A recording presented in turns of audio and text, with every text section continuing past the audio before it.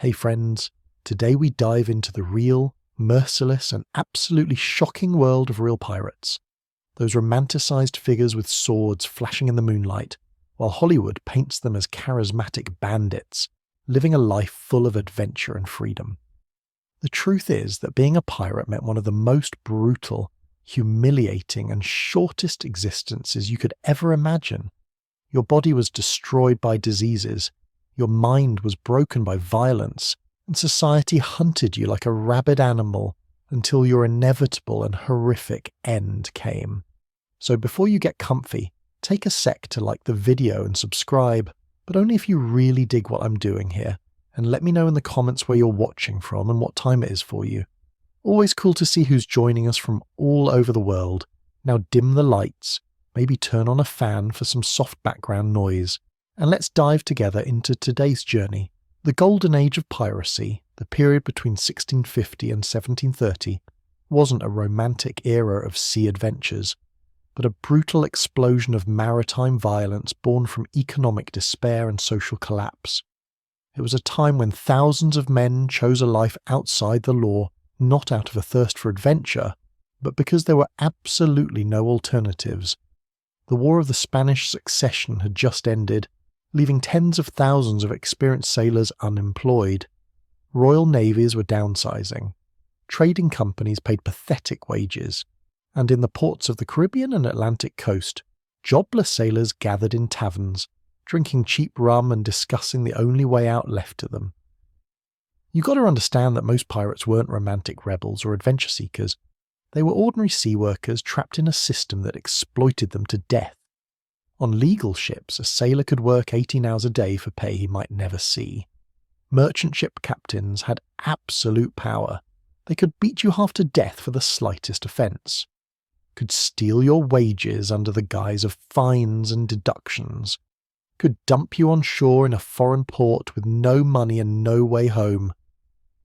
Piracy started looking not like a crime, but like the only way to escape this hell. The first pirate republics didn't emerge as utopian experiments in democracy, but as desperate attempts to create an alternative to the cruel system of maritime trade. Nassau in the Bahamas became a haven for thousands of pirates, not because of some romantic idea of freedom, but because the British government basically abandoned the colony after the hurricane of 1703. Empty houses, no authority, and a strategic location near sea trade routes created perfect conditions for a pirate base. Within a decade, this city became the capital of the pirate world, where about 2,000 bandits created their own crude form of self-government. But even in these pirate havens, life was far from idyllic. You lived in constant fear of betrayal. Your crewmates were criminals and killers ready to slit your throat for a share of the treasure. Jungle law ruled the streets. The stronger took everything they wanted from the weaker. Women were few, and they often became objects of violence and exploitation. Kids, if they survived at all, grew up wild and brutal, learning to steal and kill before they learned to read or write. It was a world without mercy, without hope for a better future, without any chance of returning to normal life. The economic reality of piracy was harsh survival math. Yeah, a successful raid could bring each crew member more money than an honest sailor would earn in years. But that money vanished as fast as it appeared. Pirates had no concept of savings or investments. Their philosophy was simple: spend it all now, because tomorrow you might be dead. This created a cycle of plenty and poverty that was psychologically devastating. Men who risked their lives for riches ended up poor and desperate, weeks after their biggest success. You didn't choose to become a pirate. Pirates weren't born with dreams of adventure or romantic notions of freedom on the open sea. They were created by despair, violence, and the complete collapse of any other survival options. Most pirates started their careers as forcibly recruited sailors. Seamen kidnapped from taverns, grabbed off the streets, or simply taken from other ships and forced to serve on vessels they never wanted to see. Press gangs prowling the ports of the Caribbean and Atlantic coast were brutal and efficient. They swept coastal areas like human nets, scooping up anyone who looked capable of hauling ropes or climbing rigging. Age didn't matter much. Boys as young as 12 and men over 50 could find themselves dragged aboard, their previous lives cut off as cleanly as a sword stroke. You could be a farmer who came to port to sell grain, a carpenter looking for work, or just a drunk stumbling home from the tavern. None of it mattered when a press gang spotted you.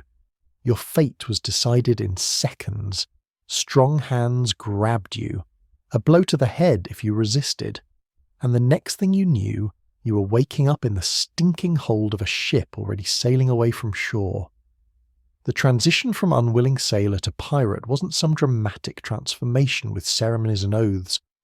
It was a gradual erosion of humanity that began the moment they shoved you below deck on your first ship. Conditions on merchant and naval vessels were so horrific that piracy often seemed like an improvement, not a descent into crime. At least pirates shared their loot equally, while honest sailors were cheated, beaten, and worked to death for wages they might never see. Your first taste of sea life was a baptism in suffering. The ship's hold where you slept was a stinking cave of unwashed bodies, rotting food, and human waste. The air was so thick with stench that breathing became a conscious effort. Men vomited from seasickness, dysentery, and plain disgust, adding to the toxic slop sloshing around your feet with every roll of the ship. Privacy didn't exist. You ate, slept, and relieved yourself in front of dozens of other men, all of whom were becoming as desperate and dangerous as you. The work was exhausting and endless. 18-hour days were normal, spent hauling heavy ropes, climbing treacherous rigging, and doing maintenance that could kill you if you made the slightest mistake. Your hands blistered and bled for days, then calloused into permanent claws. Your back ached from constant bending and lifting. Your feet were cut and bruised from the rough deck planks. Sleep, when it came, was restless and short, just enough to function the next day. Food was barely edible and often crawling with maggots. Ship's biscuits were so infested with weevils that sailors tapped them on the table to shake out the bugs before eating.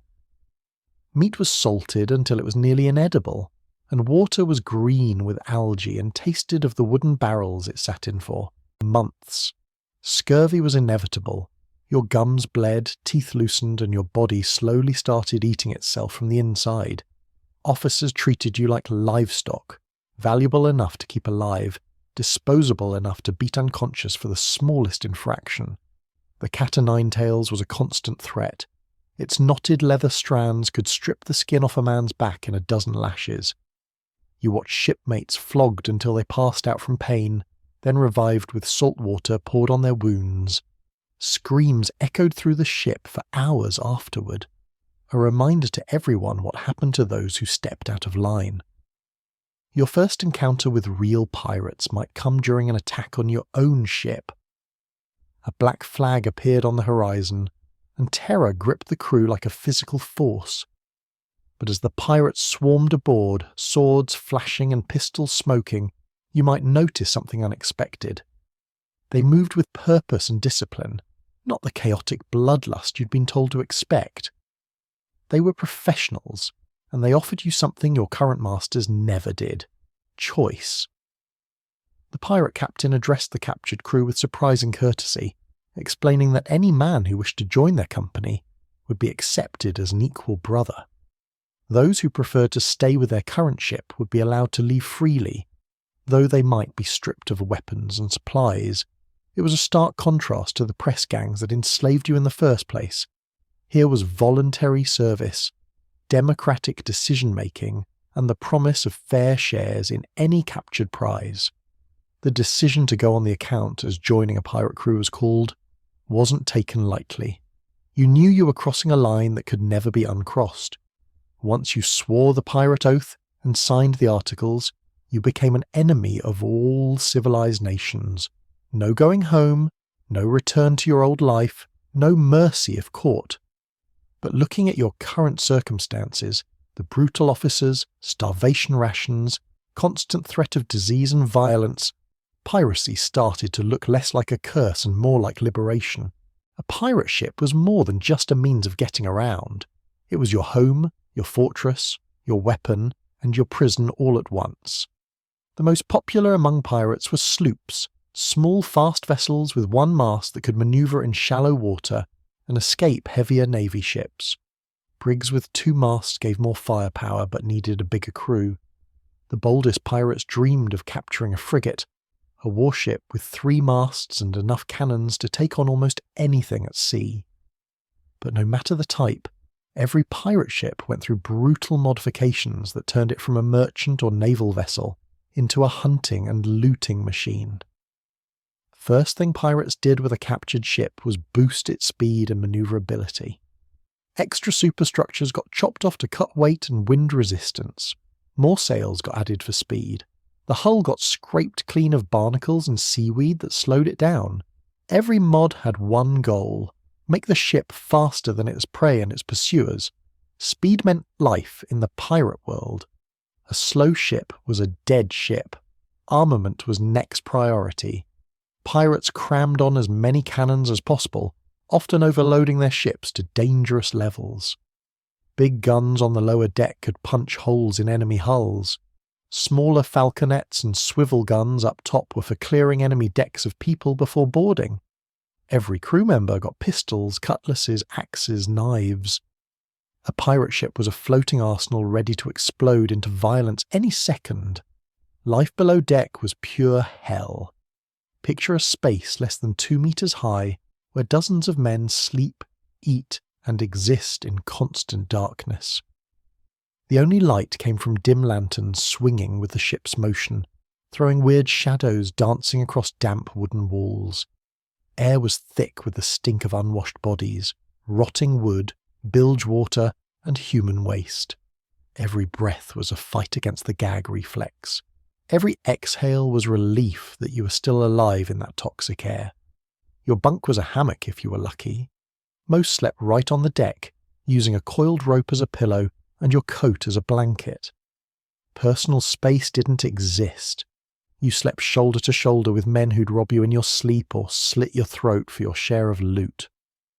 The constant rocking meant sleep was broken at best. You woke up bruised from rolling into neighbours or ship fittings. Pirate democracy was a unique thing in a world where absolute monarchy was the norm. Every crew member had a vote on big decisions: where to sail, who to hit, how to split the take. The captain was elected by the crew and could be voted out any time he lost their trust. In battle, his word was law, but in peacetime he was just another voice in the democratic process. The quartermaster, second in command, ran daily ops, food and water rations, discipline. He was the go-between for captain and crew, often more powerful than the captain himself. Ship hierarchy was a tangled web of skills and loyalties. The navigator who could plot a course by the stars was priceless. The ship's carpenter who could patch holes mid-battle was vital. The gunner who knew powder and ballistics commanded respect. The cook, usually an old pirate missing a limb from some fight, made food that was barely edible but kept the crew alive. Everyone had a role, a value, a place in this floating microstate. Rats were your constant companions, and in a lot of ways they lived better than you. They had access to all the food stores, could duck into hidden spaces when danger came. You'd wake up to find them gnawing your clothes, your food, or sometimes your flesh if you slept too deep. Some pirates actually welcomed rats. They were fresh meat when supplies ran out, and their behaviour could warn of storms or other trouble. The bilge, the lowest part of the ship where water collected, was a toxic soup of seawater, piss, puke, and rotting gunk. The stench rising from it could knock a man down. The water itself was poison to the touch. Still, someone had to go down regularly to work the pumps that kept the ship from sinking. Usually new guys, or the least popular crew, and plenty came out sick with infections that dogged them for months. Every day on a pirate ship started with a fight for survival. Before dawn, the watch woke the crew with shouts and kicks. You crawled out of your damp hammock or hard deck, body aching from yesterday's work and crappy sleep. First job of the day was always the same: check if all your stuff was still there. In a world where everyone was a thief, Paranoia wasn't a mental disorder, it was a required survival skill. Your knife, your rum ration, your pathetic personal junk. Anything could vanish overnight, snatched by a crewmate more desperate than you. Breakfast, if you can call it that, was ship's biscuits, hard as rocks and full of weevils. You learned to bang the biscuit on the table, wait for the bugs to crawl out, then soak it in watered-down rum to make it edible. Meat was salt beef so salty it burned your tongue and left you thirsty all day. But thirst was a constant buddy at sea. Fresh water was worth more than gold, rationed to 1 mug a day. Most drank watered rum called grog, not for the buzz, but because fermentation killed some of the nasty bugs that made water deadly. Daily work was an endless war against nature and time. The ocean was always trying to wreck your ship. Salt water ate everything it touched. Ropes rotted and snapped. Sails tore in the wind. Wooden planks dried out and cracked, letting water seep in. Every crewman had to be sailor, carpenter, rope maker, sail maker, all at once. You spent hours splicing ropes, patching sails, caulking cracks with tar and oakum. Hands always coated in tar, salt, and blood from endless cuts and scrapes. Keeping clean was damn near impossible. Fresh water too precious for washing. Seawater left salt on your skin that caused painful sores and infections. Most pirates just accepted the filth as part of life. Clothes never got washed, just worn till they fell apart. During tropical downpours, guys stripped naked, letting rain rinse off the worst grime. But those clean moments were rare and short. Lice and fleas were universal roommates. Every crewman was infested. You spent 3 minutes picking lice from hair and clothes, crushing them between fingernails, but it was a losing fight. For every louse you killed, 10 more showed up. Bugs carried diseases, caused non-stop itching, made sleep almost impossible. Men scratched themselves bloody, creating open wounds that got infected in the ship's filthy environment. Food was a constant headache. The ship's cook, usually an old pirate with a peg leg or missing arm, worked in a galley that was just a fire pit surrounded by supply barrels.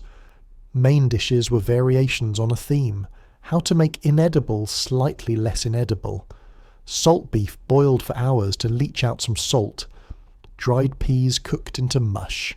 If you scored onions or potatoes on a raid, it was a feast. Fresh meat was rare. Sometimes you fished, but more often ate rats caught in the hold. Water was the biggest problem. Wooden barrels bred algae, bacteria, and all kinds of sea life. Water turned. Green weeks out of port. By the end of a long voyage, it was thick enough to chew. Sailors called it live water because of all the critters swimming in it. Dysentery from bad water killed more pirates than any sea battle. Daily schedule was ruled by the ship's needs and the sea's moods. Watches changed every 4 hours. 4 on, 4 off, unless shit hit the fan, and shit hit the fan constantly. Storm meant all hands on deck. Chasing prey could last days without break. Battle didn't follow a timetable. You slept when you could, ate when you got the chance, worked till your body gave out. Downtime, when it even existed, was rough and often brutal. Guys played cards and dice, but games usually ended in fights over cheating. Sang songs, but they were filthy verses about violence and fucking. Told stories, but always about murder, robbery, revenge. Some carved figures from bone or wood, others tied fancy knots. But the favourite pastime was drinking. Rum was the universal cure for boredom, pain and despair. Religious life on a pirate ship was weird as hell. Lots of pirates wore crosses and charms, prayed before battle, thanked God for a good haul.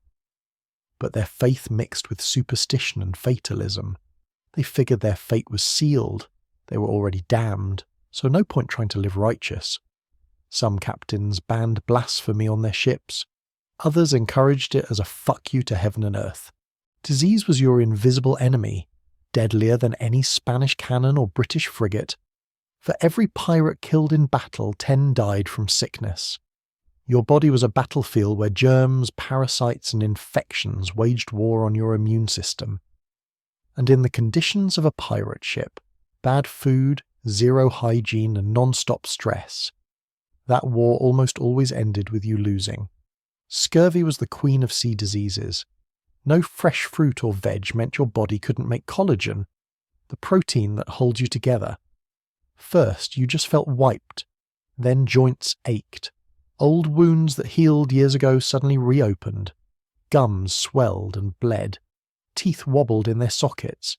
You could pull them out with your fingers like rotten apples off a tree. Skin got purple blotches. Legs swelled. Breathing hurt. And if the ship didn't hit port or grab a prize with fresh produce, you died slow and painful, your body literally falling apart. Malaria, what pirates called swamp fever, was a constant threat in Caribbean waters. Mosquitoes breeding in the ship's stagnant bilge carried parasites that got into your blood. First came chills you couldn't shake, even wrapped in every blanket. Then fever so bad you hallucinated. Sweat poured off you. Then chills again. Cycle hit every few days, draining you dry, leaving you weak and open to other bugs. Yellow fever was every sailor's worst nightmare in the tropics. Started like a regular cold, headache, muscle aches, fever. Then your skin turned yellow. Eyes first, then face, then whole body. That's where the name came from. Yellow Jack. Your liver quit. Kidney shut down. You puked black blood, sailors called black vomit. Over half who got it died in a week. Survivors were immune for life, making them gold in Caribbean crews. Dysentery, or bloody flux as sailors called it, spread through dirty water and food. Started with stomach cramps, then diarrhea, first watery, then bloody and slimy. You spent hours bent over the rails, your body dumping more fluid than you could replace. Dehydration killed faster than the disease itself. Men dried up like raisins, skin tight on bones, eyes sunk in skulls. Cure was simple: drink clean water. But clean water didn't exist on a pirate ship. Typhus, carried by the lice crawling on every ship, was another killer. Started with fever and rash. Little red spots spreading like fire on dry grass, then delirium. Men saw demons in the rigging, dead relatives on deck, islands that weren't there. They jumped overboard trying to swim to phantom shores, or attacked crewmates thinking they were enemies. Death rate was high, and survivors often ended up brain damaged. Venereal diseases were the price for quick fun in port brothels. Syphilis started with a painless sore that vanished on its own, making guys think they were cured.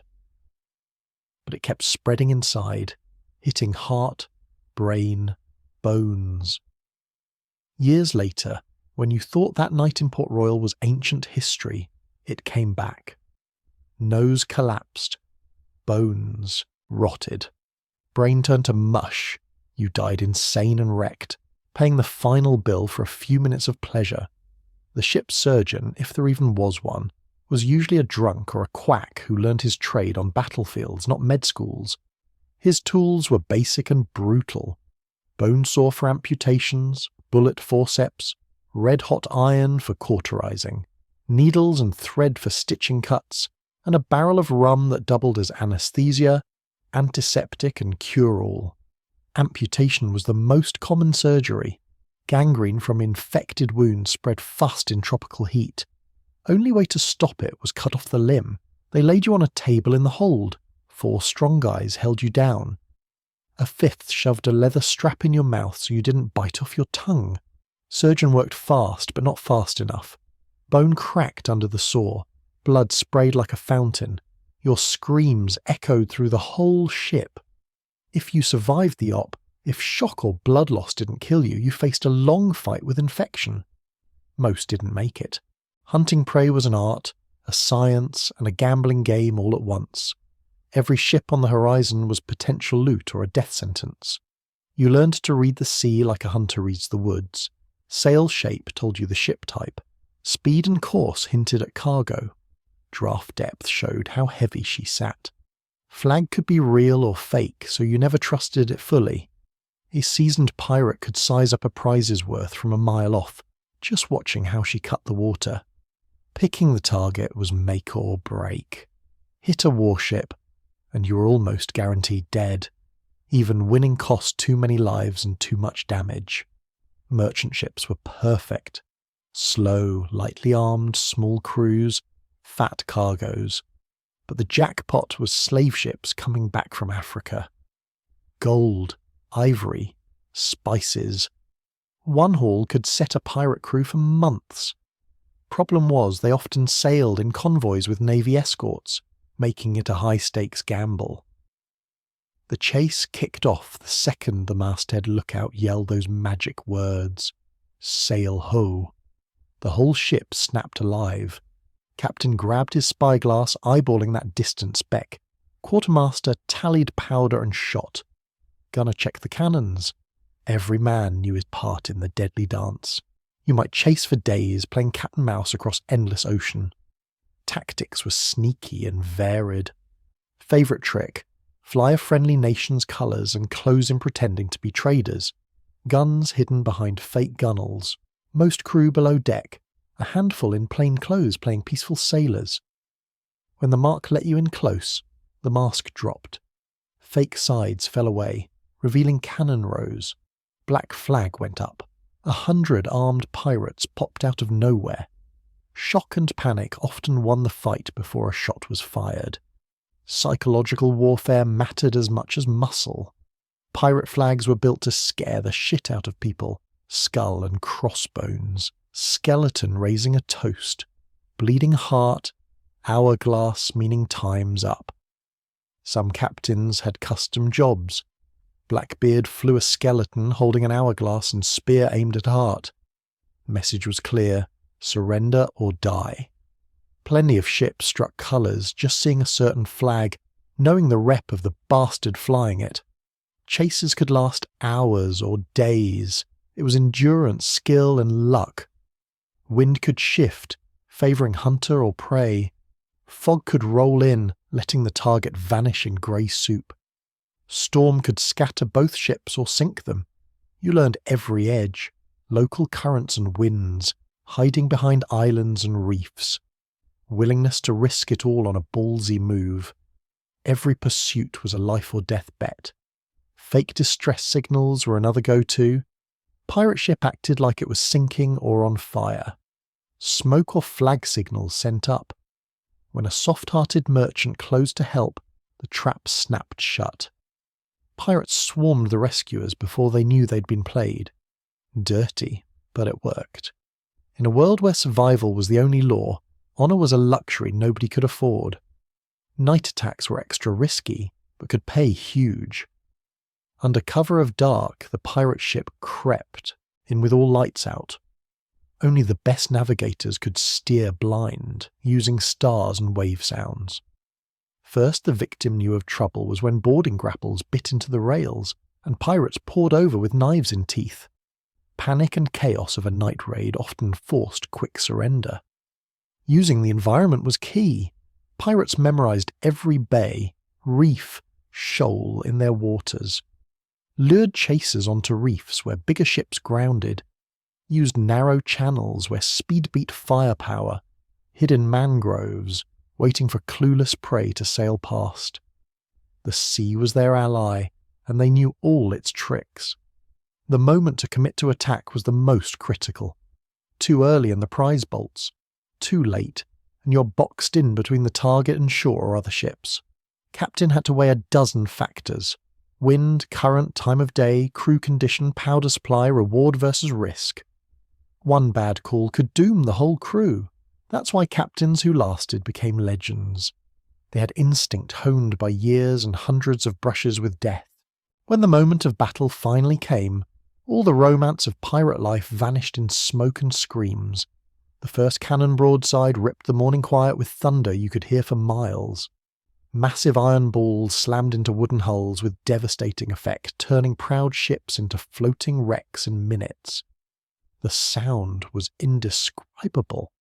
A mix of explosions, splintering wood and human screams that rang in your ears long after it ended. The deck shuddered under your feet with every hit, planks bending and cracking as cannonballs punched through. Gunsmoke created a fog of war that made it impossible to see past a few meters. You fought blind, swinging a cutlass at shadows and silhouettes that could be enemies or your own mates. The acrid stink of powder burned your nose and throat. Sulphur taste coated your tongue like hell's own breath. Eyes watered from smoke. Ears rang from the blasts. All your senses overloaded in the chaos. Grapeshot was especially horrific. Instead of one big ball, the cannon was loaded with a bag of musket balls, nails, iron scraps. When it fired, this deadly hail spread in a cone, clearing the deck of anything alive. Men dropped by the dozen, bodies riddled with dozens of projectiles. Blood sprayed in fountains. Chunks of human flew through the air. Screams of the wounded mixed with death rattles. The deck turned slick with blood in seconds. Boarding was peak terror. The two ships locked together with grapples, hulls grinding. Pirates leaped the narrow gap, cutlasses flashing, pistols roaring. This wasn't fancy movie duels. It was desperate brawls where men hacked and stabbed with anything at hand. Blades bit flesh with a wet thunk. Axes split skulls like nuts. Pistols fired point blank, leaving charred holes in bodies. You tapped into animal instincts you didn't know you had. Civilized restraints that ruled your old life fell away like useless clothes. You bit, clawed, head-butted. Used teeth and nails when weapons were lost or broken. Adrenaline gave you strength you never knew. You could lift a man one-handed, carve through a crowd of enemies, ignore wounds that would drop you in normal times. Wounds were gruesome and varied. Sword slashes left gaping gashes with bone and gut spilling out. Bullet holes small in front, huge out back. Powder burns scarred faces and hands black. Wood splinters from cannon hits flew like arrows, piercing bodies. Men walked with chunks of timber sticking out, too deep to pull without bleeding to death. Battle sounds haunted your dreams for years. Clash of steel on steel, crack of pistol shots, whiz of balls past your ear, groans of the wounded, men screaming for mothers, lovers, God. Thud of bodies hitting the deck, slosh of blood underfoot, crack of bone, rip of flesh. Those sounds became the soundtrack of your nightmares, coming back every night you tried to sleep. Fear was a constant companion in a fight, no matter the bravado. Your heart pounded like it had burst out your chest. Hands shook, knees buckled. Some guys pissed or shit themselves in terror. Others froze, couldn't move or fight. Easy meat for enemy steel. Courage wasn't no fear. It was acting despite it. Those who couldn't push past fear didn't last long. After the fight, the deck looked like a slaughterhouse. Bodies everywhere, friends and foes mixed in death. Wounded crawled, leaving bloody trails. Some begged for help, others for a quick end. Severed limbs lay like trash. Guts spilled from slit bellies. Brains leaked from smashed skulls. The smell was unbearable. Blood, powder, burned flesh. Shit from guys who lost control in agony. The psychological hit of your first real battle was crushing. Seeing mates you shared meals with dead in puddles of their own blood. Knowing you killed men who might have had families, hopes, dreams, just like you. Some broke under the weight. Minds couldn't take the horror. They went catatonic, sat staring at nothing. Or flipped the other way, went into uncontrollable rage, attacking anything that moved till they got killed or knocked out. When the battle smoke cleared and the winners were declared, the real chaos kicked in. Splitting the loot was supposed to follow the pirate code, but in practice it was when brotherhood turned to greed and violence. Every crewman had a right to his share, but deciding what fair meant often ended with knives and pistols.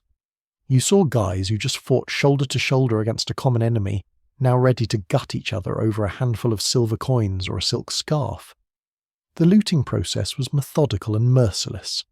The prize ship got searched from keel to masthead. Every cabin, every corner, every possible hidey hole. Pirates smashed furniture, ripped off panels, even gutted mattresses hunting hidden treasure. Captain's cabin was first target, usually held the best stuff. Nav tools, charts, personal weapons, sometimes cash. But real jackpots were often in secret compartments, found only by torture. Treatment of prisoners showed the true face of pirate cruelty. Officers and passengers got tortured to reveal hidden valuables. Red-hot irons pressed to bare skin.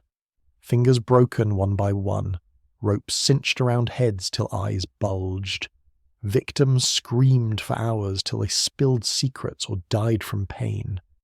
Women faced special horrors, gang-raped before being killed or sold into slavery. The most valuable loot wasn't always gold or silver. Spices were worth more than their weight in gold. Silk, velvet, fine cloth fetched top prices in pirate ports.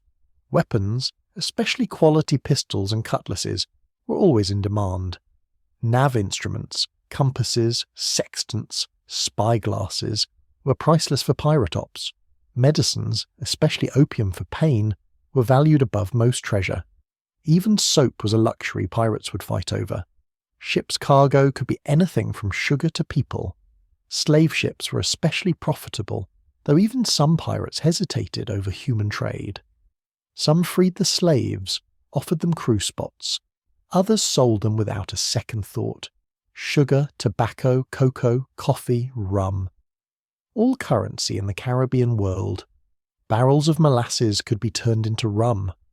Bales of tobacco swapped for powder and shot. Even everyday stuff, nails, ropes, sails, was gold for keeping the pirate fleet running. Personal belongings of the captured crew and passengers got divvied up as trophies. Clothes, especially good boots and coats, were hot items for pirates in rags. Watches, rings, brooches, anything wearable or sellable. Sometimes they yanked gold teeth from the dead. Letters and papers got burned to destroy evidence, but sometimes kept for blackmail if the victims were rich or important enough. The moral rot that came with looting was fast and total. Men who once had a conscience now laughed watching innocents tortured. Pity and mercy were weaknesses that could cost you your cut or your life. You learned to see other people not as humans with lives and pain, but as walking wallets to be drained. Each successful haul made the next, one easier till violence and theft felt as natural as breathing. Disputes over shares often split the crew. Factions formed around different spins on the code. Should the surgeon get extra for patching guys in battle? Does the first man aboard the prize get first pick? These fights got settled by vote, duel, or straight-up brawn. Sometimes the crew shattered completely, groups going separate ways or even turning enemy. Hiding loot from mates was the worst crime in the pirate code. Punishment was swift and brutal. Marooning on a desert island was common. The thief got left with a pistol, one ball and a bottle of water. Slow death by thirst or quick by your own hand. Sometimes they lashed the guy to the mast and flogged him to death, or tossed him overboard with a cannonball chained to his legs. Trust was rare among thieves, but betrayal was worse. The psychological toll of constant plunder ran deep. You got hooked on the adrenaline of the take and the split.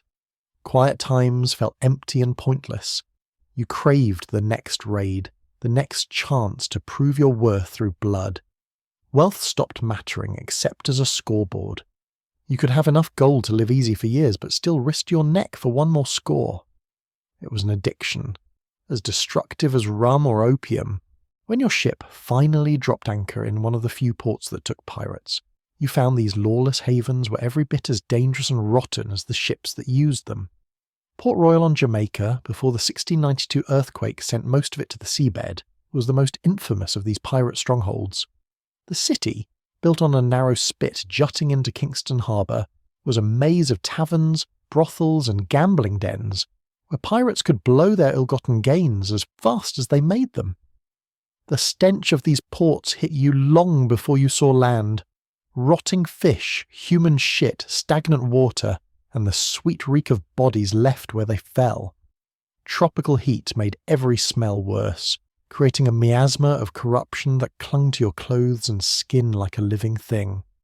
Even hardened pirates, used to the stink of their own ships, sometimes puked when the wind carried the full bouquet of port life across the water. Streets were unpaved and often ankle-deep in mud, human waste and the dregs of a society that gave up all claims to civilization. Buildings were slapped-together shacks made from stolen ship parts. Roof from one prize, walls from another, doors and windows from a third. Nothing matched. Everything wobbled, ready to collapse at the slightest push. During tropical rains, the streets turned into rivers of filth, carrying trash, rat corpses, and sometimes human bodies out to sea. The population was a collection of desperate, violent, and completely lost souls. Runaway slaves looking for freedom but finding another kind of bondage. Army deserters hiding from military justice. Debtors fleeing creditors. Criminals of every stripe mixed in this cauldron of human garbage. Women were scarce and often treated like goods to be bought, sold, or taken by force. Kids, if they survived infancy, grew up feral and brutal, learning to steal and kill before they learned to read or write. Taverns were the heart of pirate port life, but they were more like armed camps than hospitality spots. Each joint was controlled by different crews or gangs, and walking into the wrong one could mean instant death. Floors were covered in sawdust to soak up blood from constant fights. Furniture was rough and replaceable, knowing it'd be smashed in the next brawl. Rum and ale served were often watered down or spiked with shit that could blind or poison the careless. Gambling was the main pastime and the main cause of violence. Cards, dice, cockfights, even bets on who'd survive a duel. Games were rigged, everyone knew it. But they played anyway, driven by desperation or the illusion they'd win this time. Men lost their entire shares in one night, then tried to get it back with fists or blades. Gambling house floors were littered with bodies of guys who pushed luck too hard or trusted the wrong people. Brothels were the most degraded joints in port, specialising in degradation. The women working there were often slaves, captives, or just desperate souls with no other way to survive. Disease was rampant. Syphilis, gonorrhea, and other infections spread through the population like wildfire. Plenty of pirates left those places not just broke, but infected with bugs that slowly killed them over the next months or years. Rooms were filthy, with blood and other fluid staining walls and sheets that never got changed. The economy of pirate ports was totally parasitic. Merchants dealing with pirates were as corrupt and violent as their customers, selling goods and services at insane markups to men with no choice. A pound of powder cost 10 times its real value. A loaf of bread could run a silver coin. Even water was sold for gold during dry spells. Traders knew pirates had no alternatives and bled them dry. Law in these ports was based on violence and personal revenge. Disputes got settled by duels, brawls, or straight-up murder. The strongest and meanest became unofficial bosses, but their power was always temporary and open to challenge by anyone brave or stupid enough to try. Killing was so common, bodies lay in the streets for days before anyone bothered to move them. Justice didn't exist, just survival of the strongest and cruelest. Women in the pirate world lived in the shadows, but their stories were often more dramatic and tragic than the men's. Anne Bonny and Mary Read became legends not because they were exceptional pirates, but because they were women in a world that belonged only to men. To survive and thrive as a female pirate, you had to be twice as ruthless, twice as cunning, and twice as merciless as any man on the crew. Anne Bonny, daughter of a planter and a maid, ran off with Pirate Jack Rackham, known as Calico Jack. She fought side by side with the men, dressed in male clothes, swinging a cutlass and pistol with the same skill. Mary Read lived most of her life disguised as a man. First, her mother dressed her as a boy to claim an inheritance. Then she served in the army and navy under a male name. When pirates captured her ship, she joined them, still hiding her real sex. Only when she met Anne Bonny on Calico Jack's ship did her secret come out. The two women became close companions, some said lovers, united by their unique place in a male world of violence. But for every Anne Bonny or Mary Red, there were thousands of women whose names history never kept. Pirates' wives left behind in ports, never knowing if their men would come back. They lived in constant fear of poverty if their husbands died, fear of violence from other pirates, fear of the law that could arrest them for ties to outlaws. Many turned to prostitution, the only job open to women without men or money. Others tried running taverns or boarding houses, serving the same pirate crowd that wrecked their lives. The taboo against women on ships was strong but not universal. Some captains allowed women aboard if they were wives or lovers of crew, but their presence often sparked jealousy and fights. Men battled over a woman's attention, blamed her for bad luck when things went wrong. Women on pirate ships lived in constant danger of sexual assault. Even those with a captain's or big-shot crewman's protection were never fully safe. Pregnancy and childbirth in the pirate world were a death sentence for many. Without real medical care, in the filthy slums of port towns, death in labour was sky high. Babies, if they survived birth, faced disease, starvation and violence. Kids grew up fast in pirate ports, forced to be adults before they could walk. Boys became cabin kids or thieves. Girls often ended up in prostitution before they hit puberty. Women in pirate ports built their own survival networks. They shared info on dangerous men, helped each other through sickness or pregnancy, hid kids when violence exploded in the streets. These informal groups were the only shield women had in a world with no law or mercy. But even that solidarity was fragile. Competition for scraps, jealousy, and desperation often shattered those weak bonds. Superstitions about women were plenty and contradictory. Some sailors believed a woman on board brought doom, that she'd piss off sea spirits. Others thought a woman's bare breasts could calm a storm, so ship figureheads often showed half-naked women. Menstruation was seen as extra dangerous, could spoil food, attract sharks, cause storms. Women had to hide their periods, risking infections and sickness. Sexual violence was everywhere in the pirate world. Women captured in raids often got gang raped before being killed or sold into slavery. Even in ports, where some kind of law supposedly existed, women had little protection.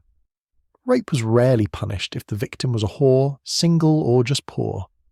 Many women carried knives or hidden weapons, knowing self-defense was their only shot. Economic options for women were almost zero. Besides prostitution, they could wash clothes, cook, sew. But pay was shit, not enough to live without a man's help. Some became smugglers, hiding stolen goods under skirts. Others turned informant, selling pirate movement secrets to the law or rival gangs. But all those gigs were deadly, usually ended in death or worse. The stories of female pirates that reached us were the exceptions that proved the rule. For every woman who pulled off the male disguise and fought equal with pirates, hundreds tried and failed. Their bodies got dumped overboard, their names forgotten, their stories lost to the deep. Even Anne Bonny and Mary Read ended bad. Red died of fever in prison, pregnant and abandoned. Bonny vanished from the records, her fate unknown. Maybe that was the best outcome a woman in the pirate world could hope for. Disappear, be forgotten, dodge the horrific end waiting for most. The golden age of piracy didn't end with some epic battle or heroic triumph of law over chaos. It died a slow death by 1,000 cuts, as empires finally decided the economic cost of piracy outweighed the price of crushing it. The British Royal Navy, the world's most powerful sea force, launched a systematic extermination campaign. Special anti-pirate squadrons patrolled the Caribbean. Seasoned captains who knew every bay and channel where pirates hid. Ships built for long chases and lightning strikes. The Navy's tech edge was massive and growing. New hull designs made them faster and nimbler. Upgraded cannons had longer range and deadlier accuracy. Navigation tools let them plot position and course with precision. Pirates, stuck with captured or stolen gear, couldn't keep up. Every year the gap widened, every fight got harder, every escape less likely. A web of informants and spies riddled the pirate world. Royal governors paid fat bounties for intel, silver for rumours of pirate plans, gold for exact base locations, pardons and freedom for betraying your own crew. Trust, never strong among pirates, collapsed completely. Every new crewman could be a spy. Every old mate could be bought. Paranoia wasn't a mental glitch, it was survival. Royal pardons were a brilliant mind game. Governors announced blanket amnesties for pirates who turned themselves in. Full forgiveness for past crimes. A chance to go straight. For men worn out by endless running and danger, it was tempting as hell. Hundreds took the deal, but the terms were brutal. You had to name names, reveal treasure caches and hideouts, sometimes even help hunt your old mates. Benjamin Hornigold, once one of the Caribbean's most feared pirates, took the pardon and turned pirate hunter. He knew their tricks, their bolt holes, their thinking. His ex-comrades called him traitor, but he was damn effective. Dozens of pirates got caught or killed thanks to his insider knowledge. The irony was bitter. Pirates who bragged about freedom from authority now hunted each other for that same authority's paycheck. Public executions turned into theatre to scare off wannabes. Gallows went up on the shore where every incoming ship could see. Pirates hanged in batches, sometimes 20 or 30 at once. Their bodies left swinging in the wind till they rotted apart. Some got locked in iron cages called gibbets, dying slow from thirst and sun, screams carrying for miles. Message was crystal. This is what happens to pirates. The big-name captains fell one by one. Edward Teach, Blackbeard, died in a savage fight with Lieutenant Robert Maynard. His head got chopped off and hung from Maynard's bowsprit as a trophy.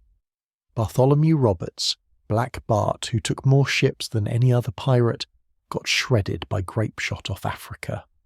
Calico Jack Rackham was caught drunk with his crew and hanged in Jamaica. With every death, the myth of pirate invincibility cracked. Economic pressure worked as well as firepower. Ports that once welcomed pirates slammed doors shut. Merchants buying stolen goods got arrested, property seized. Shipyards that fixed pirate hulls got shut down. Suppliers of food and ammo refused to deal. No safe harbours, no way to fence loot, no resupply. Piracy became impossible. Internal rot sped the collapse. Crews split over taking pardons. Captains got murdered by their own men who wanted to surrender. Old allies turned enemies, hunting each other for bounties. The Pirate Republic of Nassau, once proud and independent, got occupied by British troops under Woodes Rogers, an ex-privateer who knew the pirate game inside out. The psychological grind of constant pursuit was unbearable. Every day could be your last. Every sail on the horizon might be a warship. Every port could be a trap. Sleep became impossible. Men went mad from stress, killing mates in paranoid rages or jumping overboard to dodge capture.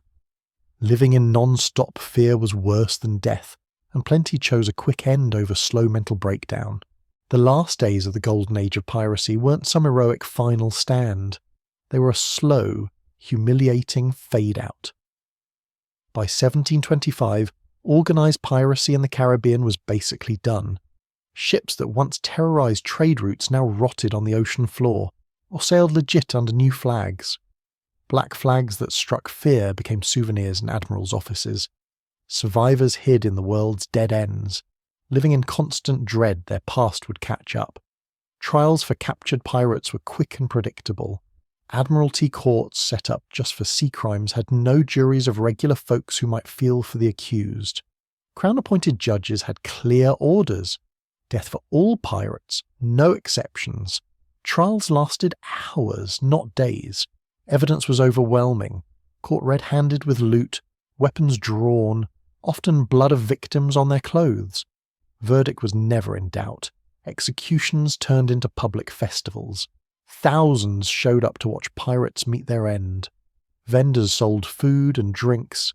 Pamphlets with the condemned's last words got printed and hawked to the crowd.